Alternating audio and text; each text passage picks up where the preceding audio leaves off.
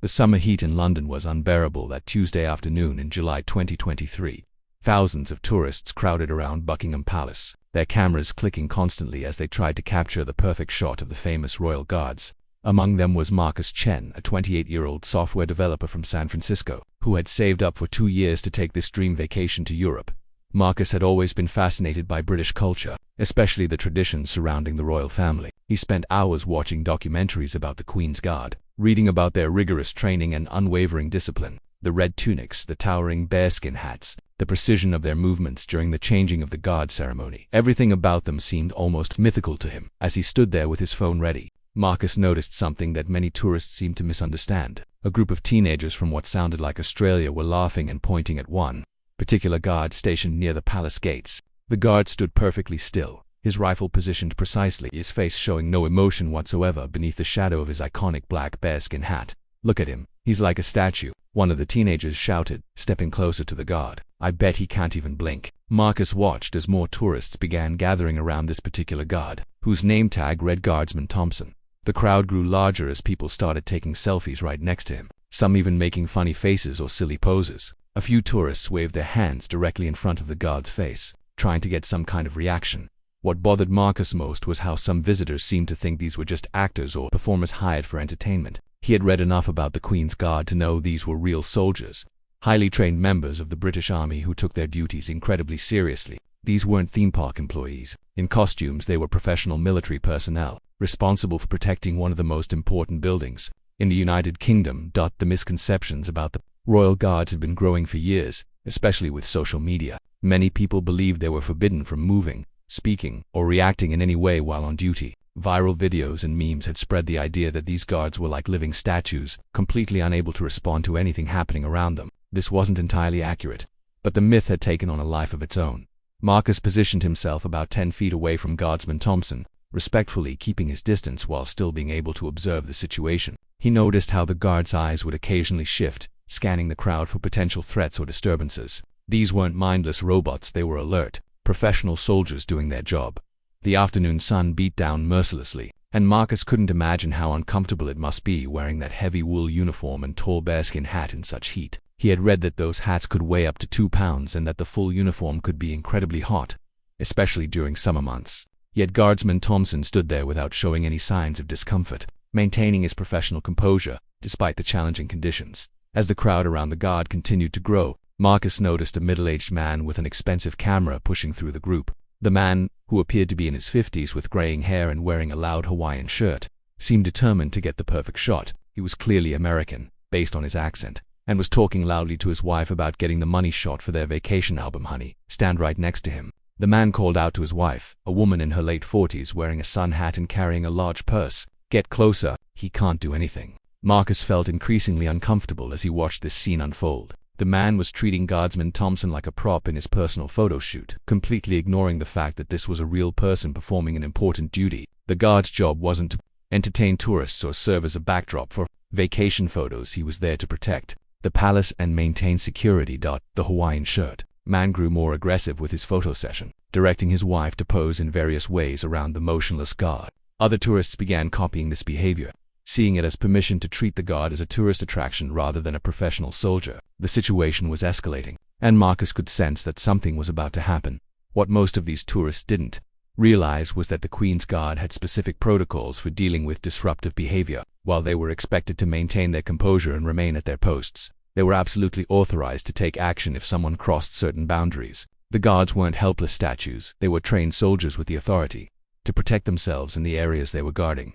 Marcus had spent enough time researching British military traditions to know that these guards could move, speak, and take action when necessary. They were instructed to remain still and silent under normal circumstances, but they had clear guidelines about when they could break protocol. Interfering with their duties, touching them, or creating security concerns would definitely qualify as situations requiring a response. The crowd around Guardsman Thompson was now at least 30 people deep, with more tourists constantly arriving as word spread that there was something interesting happening. Social media posts were already being shared, with people tagging their friends to come see the statue guard who couldn't move no matter what. The situation was becoming a spectacle, and Marcus could see that it was only a matter of time before someone would cross a line that couldn't be ignored.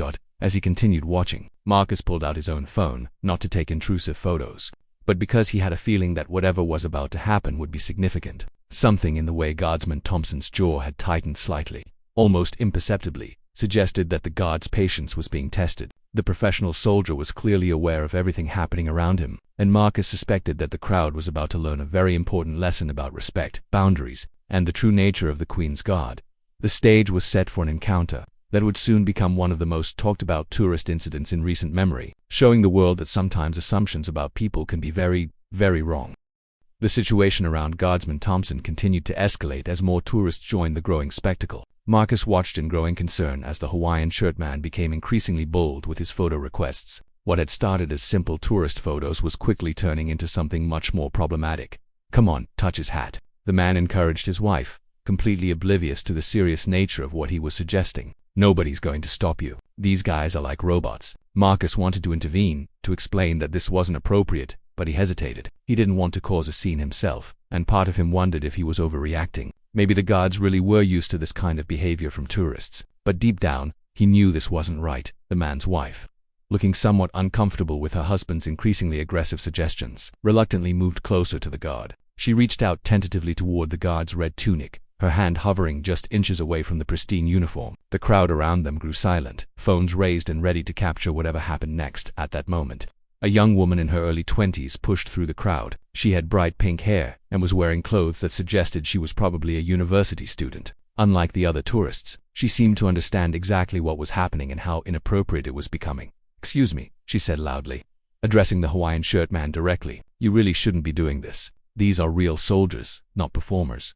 The man turned to look at her with obvious irritation. "Mind your own business, lady. We're just taking some vacation photos." "It's not like he's going to complain." "That's exactly the point," the young woman replied, her British accent becoming more pronounced as she got angry. "He can't complain because he's doing his job. That doesn't mean you should take advantage of that." Marcus felt a surge of respect for this stranger who was willing to speak up when others, including himself, had remained silent. She was absolutely right, and her intervention seemed to make some of the other tourists reconsider their behavior. A few people in the crowd began lowering their phones and stepping back slightly. However, the Hawaiian shirt man was not deterred. If anything, being challenged seemed to make him more determined to prove his point. "Look, we paid good money to come here and see these guys. If they didn't want people taking pictures, they wouldn't put them out here where everyone can see them." This logic, while completely flawed, seemed to resonate with some of the other tourists. Marcus could see heads nodding in agreement, people justifying their intrusive behavior by claiming it was their right as paying customers. The entitlement was staggering, but unfortunately, it wasn't uncommon among tourists who felt that spending money on a vacation gave them permission to ignore common courtesy and respect. The young British woman wasn't giving up. "Being a tourist doesn't give you the right to treat people like objects. Would you want strangers touching you and treating you like a prop while you were trying to work?" "It's different," the man insisted. "This is what they're paid for. They're here for us to look at." Marcus realized that this man fundamentally misunderstood the purpose and role of the Queen's Guard. These soldiers weren't entertainers or museum displays. They were active-duty military personnel with a serious job to do. Their primary function was security and protection, not tourist entertainment. The fact that people enjoyed watching them was incidental to their actual duties. As this debate continued, Marcus noticed something that made his heart rate increase. More tourists were arriving, drawn by the commotion and the growing crowd. Some were already pulling out their phones to record whatever was happening, sensing that this might be heading towards something dramatic. The situation was spiraling beyond just a simple disagreement about tourist etiquette. What worried Marcus most was that Guardsman Thompson remained perfectly still throughout this entire exchange. The guard's discipline was remarkable, but Marcus could see subtle signs of tension in his posture. The soldier's jaw seemed slightly more rigid, and there was something in his eyes that suggested he was very much aware of everything being said about him. The Hawaiian shirt man, emboldened by what he perceived as the guard's inability to respond, decided to escalate things further. "Watch this," he announced to the crowd, pulling out his phone to start recording. "I'm going to prove that these guys really can't do anything." Marcus felt his stomach drop. This wasn't going to end well. He could see that several other people were now filming, excited by the prospect of capturing something dramatic for their social media accounts. The crowd had shifted from casual tourists taking photos to spectators eagerly anticipating some kind of confrontation. The young British woman made one more attempt to defuse the situation. "Please don't do this. You're going to get yourself in trouble, and you're going to embarrass yourself when this inevitably ends up online." Her warning proved to be prophetic, but the man was beyond reasoning with at this point. He had an audience, He had his phone ready to record, and he was convinced that he was about to expose what he saw as the absurdity of the Queen's Guard tradition. He had no idea that he was about to learn a very painful lesson about assumptions and respect. "Ladies and gentlemen," he announced dramatically, as if he were hosting some kind of show, "let me demonstrate how these so-called guards are really just for show." Marcus found himself holding his breath as the man approached Guardsman Thompson. The crowd fell silent, everyone's attention focused on what was about to unfold. Phones were raised and ready, capturing every moment of what was quickly becoming a viral moment in the making. What happened next would not only humble and arrogant tourists but also educate millions of people around the world about the nature of the Queen's Guard. The man in the Hawaiian shirt was about to discover that his assumptions about these statue-like soldiers were completely and utterly wrong. The tension in the air was palpable as everyone waited to see what would happen when disrespectful behavior finally crossed the line that every professional soldier, no matter how disciplined, has clearly marked in their mind. The Hawaiian shirt man stepped forward with his phone held high, making sure he was getting the perfect angle for what he believed would be his moment of viral fame. Marcus could see at least a dozen other phones also recording, everyone sensing that something significant was about to happen. The atmosphere had become electric with anticipation. "All right, everyone, watch this," the man announced loudly, his voice carrying across the crowd. "I'm going to touch this guy's hat, maybe mess up his hair a little, and show you all that these guards really are just for show." The young British woman made one final desperate attempt to stop him. "Sir, please don't do this. You have no idea what you're about to," but the man waved her off dismissively. "Relax, nothing's going to happen. These guys are trained to stand there like statues no matter what. It's all just theater for the tourists." Marcus watched in horror as the man reached out toward Guardsman Thompson's iconic bearskin hat. The guard had remained perfectly still throughout the entire escalating situation, maintaining his professional composure even as the crowd grew larger and more disruptive around him. But Marcus could see something in the soldier's eyes that the overconfident tourist had completely missed. The moment the man's fingers made contact with the guard's hat, everything changed in an instant. "Make way for the Queen's Guard." The thunderous shout erupted from Guardsman Thompson with such force and authority that it felt like a sonic boom had gone off in the courtyard. The man in the Hawaiian shirt stumbled backward, his face going white with shock as the statue he had been tormenting suddenly came to life with the full authority of the British military behind his voice. But Guardsman Thompson wasn't finished. With precision and power that demonstrated years of military training, he took several forceful steps forward, his rifle moving to the ready position as he continued his commanding shout, "Stand back from the Queen's Guard." The crowd scattered like startled birds. People who had been pressed close together, eager to get the best view of the spectacle, suddenly found themselves desperately trying to get as far away as possible from the now very active and very authoritative soldier. Phones were still recording, but now they were capturing something completely different from what everyone had expected. The Hawaiian shirt man was in complete shock. He stood there with his mouth hanging open, his phone still in his hand but no longer recording. As he tried to process what had just happened, the statue he had been so confident about manipulating had just demonstrated in the most dramatic way possible that he was very much a real person with real authority. Marcus felt a mixture of satisfaction and relief wash over him. This was exactly what should have happened, and he was glad that Guardsman Thompson had finally put an end to the disrespectful behavior. But he also felt sorry for the man, who was clearly humiliated and confused by the turn of events. "Please step back immediately," Guardsman Thompson commanded, his voice now at a normal volume but still carrying unmistakable authority. "You have interfered with a member of the Queen's Guard in the performance of his duties." The young British woman who had tried to prevent this situation looked both vindicated and concerned. "I tried to warn you," she said to the Hawaiian shirt man, though her tone was more sympathetic now than angry. "The Queen's Guard are real soldiers, they're not actors or performers." Other tourists in the crowd began murmuring among themselves, many of them looking embarrassed about their own behavior. Some had been taking photos and making jokes just moments before, and they were now realizing that they had been treating a professional soldier like a theme park attraction. "I didn't know," the man stammered, looking genuinely shaken. "I thought everyone says they can't move or talk or anything." "That's a common misconception," replied a voice from behind the crowd. Everyone turned to see a police officer approaching, having been alerted by the commotion. "The Queen's Guard are active duty soldiers. They're trained to remain still and silent under normal circumstances. But they absolutely have the authority to respond when someone interferes with their duties or creates a security concern." Marcus watched as the officer calmly explained the situation to the confused tourist. It turned out that the guards had very specific protocols for dealing with disruptive behavior. They were expected to use the minimum force necessary to maintain order, starting with verbal commands and escalating only if needed. Touching a guard's equipment or uniform is considered interference. With military duties, the officer continued, in more serious cases people can be arrested. "You're fortunate that Guardsman Thompson used appropriate restraint." The Hawaiian shirt man looked like he wanted to disappear into the ground. His wife had rejoined him and was clearly mortified by her husband's behavior and the attention it had drawn. She kept apologizing to everyone around them, clearly understanding the gravity of the situation better than her husband had. Meanwhile, Guardsman Thompson had returned to his post and resumed his motionless stance, as if nothing had happened. The transformation was remarkable. One moment he had been a commanding presence, asserting his authority, and the next he was back to being the disciplined, silent sentinel that tourists expected to see. But something had fundamentally changed in the atmosphere around him. The crowd that gathered now was different. People kept a respectful distance, and instead of treating him like an object of entertainment, they seemed to regard him with genuine respect and even a bit of awe. The viral moment had been educational for everyone present.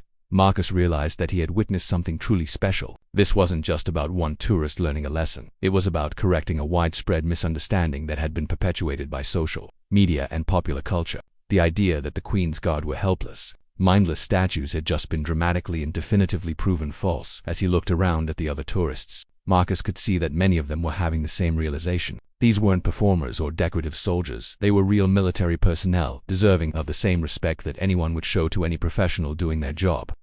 Within minutes of the incident, Marcus could see people around him frantically typing on their phones and sharing videos. The transformation was immediate and dramatic. What had started as a simple tourist outing had become a viral sensation in real time. The power of social media meant that the confrontation between the overconfident tourist and Guardsman Thompson was already spreading across the internet. Marcus pulled out his own phone and checked various social media platforms. Videos of the incident were already appearing on Instagram, TikTok, and Twitter, posted by the dozens of people who had been recording. The hashtags were already forming. Hashtag Royal Guard shock, hashtag guards can move, hashtag respect the guard, hashtag tourist learns lesson. One video in particular was gaining traction rapidly. It had been posted by a teenager who had captured the entire sequence perfectly. From the man's overconfident approach to Guardsman Thompson's powerful response, the caption read, "Tourists thought Royal Guards can't move, instantly regrets IT. This guy learned the hard way that these are real soldiers." The comment section was exploding with reactions from around the world. People were sharing their own experiences with the Queen's Guard, correcting misconceptions, and praising Guardsman Thompson for his professionalism and restraint. Many comments came from military personnel and veterans who appreciated seeing a soldier command the respect his position deserved. "Finally, someone learned what we've been trying to tell people for years," wrote one user. "These aren't theme park employees, they're elite soldiers. The way he went from statue to commanding officer in 0.2 seconds. That's real military training," commented another. "Respect to that guard for handling it perfectly. Firm but professional," added a verified account that appeared to belong to a retired military officer. Marcus noticed that the young British woman who had tried to intervene earlier was also checking her phone, a satisfied smile on her face as she read through the comments. She caught his eye and walked over to him. "Well, that escalated quickly," she said with a slight laugh. "I'm Sarah, by the way. I study at King's College London." "Marcus," he replied, shaking her hand. "I'm visiting from San Francisco." "That was incredible to witness. You tried to warn him. I see this kind of thing all the time." "Unfortunately," Sarah explained, "I live here, and the misconceptions about the Queen's Guard drive me crazy. People think they're just decorative, but these are some of the most highly trained soldiers in the British Army. They've often served in combat zones before taking on ceremonial duties." As they talked, Marcus learned fascinating details about the Queen's Guard that he hadn't known before. Sarah explained that many of these soldiers were veterans of conflicts in Afghanistan, Iraq, and other international deployments. The ceremonial role was actually considered an honor, reserved for soldiers who had proven themselves in real military service.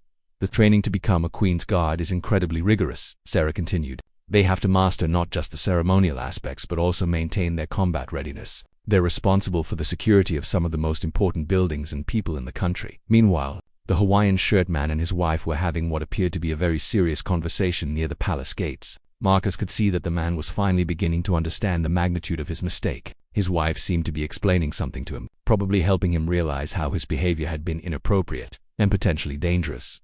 The police officer who had responded to the incident was now talking to several tourists, taking the opportunity to educate people about proper behavior around the Royal Guards. Marcus could overhear parts of the conversation, and it was clear that this kind of educational moment was badly needed.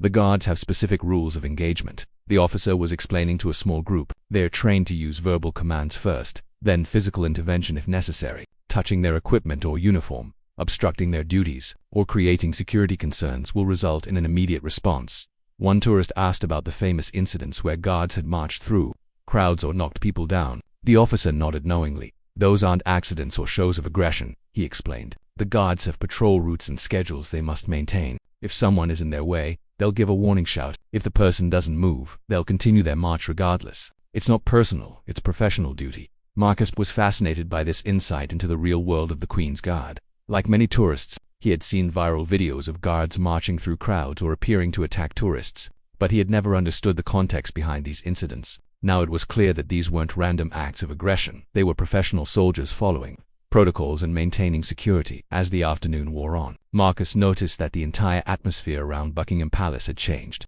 Word of the incident was spreading not just online but among the tourists physically present. New arrivals were being warned by those who had witnessed the event, creating a ripple effect of education and awareness. Guardsman Thompson remained at his post, apparently unaffected by all the attention his actions had generated. He stood with the same perfect posture and discipline he had maintained all day. But Marcus noticed that tourists now approached him very differently. Instead of treating him as a photo prop, people were keeping a respectful distance and speaking in hushed, reverent tones. The viral nature of the incident was becoming increasingly apparent as the day progressed. Marcus saw people showing the videos to friends and family, sharing them in group chats, and posting them with captions that ranged from humorous to educational. The story was taking on a life of its own, spreading far beyond the immediate crowd that had witnessed it. News outlets were already beginning to pick up the story. Marcus noticed reporters arriving at the scene, interviewing witnesses and trying to get additional footage. The incident was transforming from a simple tourist mishap into a legitimate news story about respect, tradition, and the reality behind one of Britain's most famous institutions. What impressed Marcus most was how the incident had become a teaching moment for so many people. The viral spread wasn't just about entertainment or shock value, it was actually educating people about British military tradition and the importance of treating service members with respect. The Hawaiian shirt man's embarrassing moment had become a lesson for millions of people around the world. By evening, the incident had exploded across the internet with a force that surprised everyone involved. Marcus was back at his hotel, scrolling through social media in amazement as he watched the story spread across every major platform. The video of Guardsman Thompson's commanding response had been viewed millions of times, shared hundreds of thousands of times, and commented on by people from every corner of the globe. The hashtag Royal Guard reality was trending worldwide on Twitter, with people sharing their own stories and experiences with the Queen's Guard. Military personnel from various countries were chiming in to explain the professionalism and training required for ceremonial duties, while British citizens shared their pride in seeing their traditions properly respected and understood. Major news outlets had picked up the story, with headlines ranging from "Tourist Gets Reality Check from Royal Guard" to "Viral Video Educates World About Queen's Guard Traditions." BBC News had run a segment explaining the role and training of the Queen's Guard, using the incident as a jumping-off point for a broader educational piece. Marcus was particularly impressed by an interview he found with a retired guardsman who had served at Buckingham Palace for over a decade. The man explained that incidents like this, while uncommon, were part of the job. People see the uniform and the tradition, but they don't always understand that we're soldiers first. He said, "We take our duties seriously, whether it's ceremonial or security-related." The Hawaiian shirt man, whose name Marcus learned was Robert Patterson from Ohio, had become an internet sensation for all the wrong reasons. However, to his credit, Patterson had posted his own video response that evening, apologizing for his behavior and acknowledging his mistake. "I want to apologize to the guard I disrespected today, and to everyone who was offended by my behavior," Patterson said in his video, looking genuinely remorseful. "I made assumptions based on things I'd seen online, and I was completely wrong. These are real soldiers doing an important job, and they deserve respect, not harassment from tourists like me." His apology video was also going viral, but for much more positive reasons. Comments praised him for taking responsibility and learning from his mistake. Many people shared similar stories of their own misconceptions about various traditions or customs they had encountered while traveling. Marcus found himself becoming part of the story when Sarah, the British student who had tried to intervene, tagged him in a post about the incident. She had written a thoughtful piece about the importance of cultural understanding and respect when traveling, and several news outlets had reached out to interview both of them as witnesses to the event. The educational impact of the viral moment was perhaps the most remarkable aspect of the entire situation. Marcus spent hours reading comments from people around the world who said they had no idea that the Queen's Guard were real soldiers with real authority. Many admitted they had planned to visit London and take similar photos, but now understood why that would be inappropriate. Military museums and educational organizations were using the incident as a teaching opportunity, sharing information about ceremonial duties and the training required for such positions. The Household Division, which oversees the Queen's Guard, even released a statement explaining their role and thanking the public for their increased understanding and respect. Marcus was fascinated by the global reach of the story. He found news coverage in languages he couldn't even identify, with subtitled versions of the videos spreading across international social media platforms. The incident had struck a chord that transcended cultural and linguistic boundaries. The universal concepts of respect, professionalism, and dignity in the workplace resonated with people everywhere. The ripple effects extended beyond social media and news coverage. Travel websites and guidebooks were updating their sections on visiting royal palaces to include more detailed information about appropriate behavior around the Queen's Guard. Tour operators were incorporating the lessons from the viral incident into their briefings for tourists visiting London. Marcus received messages from friends and family back in San Francisco who had seen the videos and recognized him in some of the background footage. His simple vacation photo documentation had turned into being a witness to internet history. His own social media posts about the experience, written with respect and thoughtfulness, were being shared widely as examples of how to be a responsible tourist. The story had even reached official channels. The British Embassy in Washington, D.C. shared the video with educational commentary about British military traditions. The U.S. State Department's travel social media accounts used it as an example of the importance of understanding local customs and showing respect when visiting other countries. What struck Marcus most was how the incident had become a catalyst for much broader conversations about travel etiquette, cultural sensitivity, and the treatment of service members. Online forums were filled with discussions about similar situations people had witnessed or experienced, creating a global dialogue about respect and understanding. The Queen's Guard themselves had become unlikely internet celebrities, with people sharing photos and videos of their own respectful interactions with the guards. The contrast between these positive encounters and Patterson's mistakes served to highlight the difference between appreciation and exploitation. Marcus realized he had witnessed something truly special, a moment that had not only gone viral but had actually made the world a bit more understanding and respectful. The internet, often criticized for spreading negativity and division, had in this case become a powerful force for education and positive change. As he prepared for bed that night, Marcus reflected on how a single moment of poor judgment had transformed into a worldwide lesson about respect, tradition, and the importance of treating all people with dignity, regardless of their job or uniform. The viral nature of the incident had amplified not just the embarrassment of one tourist, but also the professionalism and restraint shown by Guardsman Thompson, qualities that deserved recognition and respect.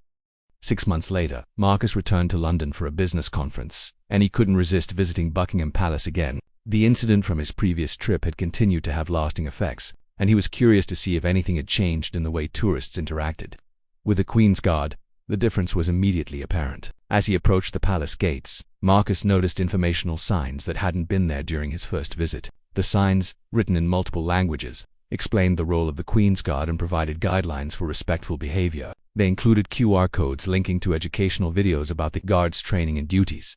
The crowd dynamics had shifted noticeably as well. Tourists were maintaining respectful distances, and Marcus overheard several tour guides specifically mentioning the viral incident from 6 months earlier as part of their educational presentations. The story had become part of the unofficial folklore surrounding the palace, a cautionary tale that helped visitors understand the proper way to appreciate this British tradition. Marcus spotted Guardsman Thompson at his familiar post, looking as professional and composed as ever. He had become something of a minor celebrity, though he continued to perform his duties with the same discipline and dedication that had made him famous in the first place. Several tourists were taking photos from a respectful distance, their behavior markedly different from what Marcus had witnessed during his first visit. As he stood observing the scene, Marcus was approached by a familiar face. Sarah, the British student who had tried to intervene during the original incident, was walking by with what appeared to be a group of international students. "Marcus, what are the odds?" she called out, recognizing him immediately. "Are you back for more Royal Guard drama?" They chatted briefly, and Sarah told him about how the incident had affected her own life. She had been interviewed by several news outlets and had even been invited to speak at her university about cultural awareness and respectful tourism. The experience had inspired her to change her academic focus toward international relations and cultural diplomacy. "It's been amazing to see how something so simple, just treating people with basic respect, could have such a huge impact," she reflected. The story is still being used in tourism and hospitality courses as an example of how viral moments can be educational opportunities. Marcus learned that Robert Patterson, a Hawaiian shirtman from Ohio, had actually returned to London 3 months earlier to make a proper, respectful visit. He had even met briefly with some representatives from the household division to better understand the role and training of the Queen's Guard. His follow-up videos about responsible tourism had gained their own viral following, turning his embarrassing moment into a platform for positive change. The incident had also led to some official changes in how the royal palaces managed tourist interactions with the guards, while maintaining the traditional dignity and solemnity of the posts. Palace officials had implemented subtle improvements in crowd management and educational outreach, The goal was to enhance visitor understanding while preserving the authentic nature of this centuries-old tradition. Marcus was particularly impressed by a new initiative he discovered. Through a nearby information kiosk, the Royal Collection Trust had developed an interactive digital experience that allowed visitors to learn about the history, training, and daily life of the Queen's Guard. The program included virtual reality components that let people experience what it was like to stand guard, complete with the physical demands and mental discipline required for the role. The Educational Center had a dedicated section about the viral incident, presenting it as a case study in cultural understanding and mutual respect. Visitors could watch the original video alongside expert commentary explaining the Guard's response, the tourists' misconceptions, and the positive outcomes that resulted from the widespread attention. Marcus spent nearly an hour exploring the interactive displays, learning details about the Queen's Guard that he had never known before. He discovered that many guards were indeed combat veterans who viewed their ceremonial duties as both an honor and a continuation of their military service. The physical demands were substantial, standing motionless for hours in all weather conditions, maintaining perfect posture while wearing heavy uniforms and equipment. One particularly moving display featured testimonials from current and former guards about their experiences. Marcus read accounts of guards who had served in Afghanistan and Iraq before taking on ceremonial duties, describing how the discipline required for both roles was remarkably similar. The mental toughness needed to remain composed under pressure, whether facing enemy fire or disruptive tourists, was essentially the same. As he walked back toward the palace gates, Marcus encountered a tour group led by a guide who was specifically discussing the viral incident as part of his presentation. The guide, a middle-aged man with obvious military bearing, was explaining to his group of American tourists how the incident had become a teaching moment for the entire tourism industry. The beautiful thing about this story, the guide was saying, is that it shows how quickly misunderstandings can be corrected when people are willing to learn and change their behavior. The tourist who caused the incident became one of our best advocates for respectful tourism after he understood his mistake. Marcus listened as the guide continued, explaining how the viral nature of the incident had actually strengthened the relationship between tourists and the Queen's Guard rather than creating animosity. The worldwide attention had led to greater appreciation for British military traditions and had encouraged more thoughtful, respectful tourism practices. The long-term impact of that single moment in July had exceeded everyone's expectations. Tourism officials reported that visitor behavior around royal sites had improved dramatically. Social media posts featuring the Queen's Guard now typically included educational information about their role and training, rather than treating them as curiosities or photo props. The story had also influenced tourism practices in other countries with similar ceremonial traditions. Marcus had read about how the Vatican Swiss Guard, the Greek Presidential Guard, and various other ceremonial units around the world had experienced improved visitor behavior as awareness of the London incident spread globally. Educational institutions had embraced the story as well. Business schools used it in case studies about viral marketing and reputation management, while cultural studies programs analyzed it as an example of how digital media could facilitate cross-cultural understanding. The incident had become a perfect example of how a moment of cultural insensitivity could be transformed into an opportunity for global education. As Marcus prepared to leave the palace grounds, he took one last look at Guardsman Thompson, who was nearing the end of his shift. The guard maintained his perfect posture and professional demeanor, exactly as he had 6 months earlier, but now he stood before a crowd that understood and respected his service in a way that had been largely absent during Marcus's first visit. The transformation was remarkable. What had begun as a tourist's arrogant assumption about statue guards had evolved into a worldwide conversation about respect, tradition, and the dignity of service. The viral incident had not only corrected widespread misconceptions but had actually strengthened appreciation for one of Britain's most iconic traditions. Marcus reflected on how social media, often criticized for amplifying negativity and division, had in this case become a powerful force for positive change. The incident had demonstrated that viral moments could be educational and transformative rather than merely destructive or exploitative. As he walked away from Buckingham Palace, Marcus felt grateful to have witnessed both the original incident and its lasting positive impact. The story had become a perfect example of how cultural misunderstandings could be overcome through education, respect, and the willingness of people to learn from their mistakes. The Hawaiian shirtman's moment of poor judgment had inadvertently created one of the most effective educational campaigns about military traditions and respectful tourism in recent memory. Sometimes, Marcus mused, the most powerful lessons come from the most unexpected places, and the most embarrassing moments can become the most meaningful ones.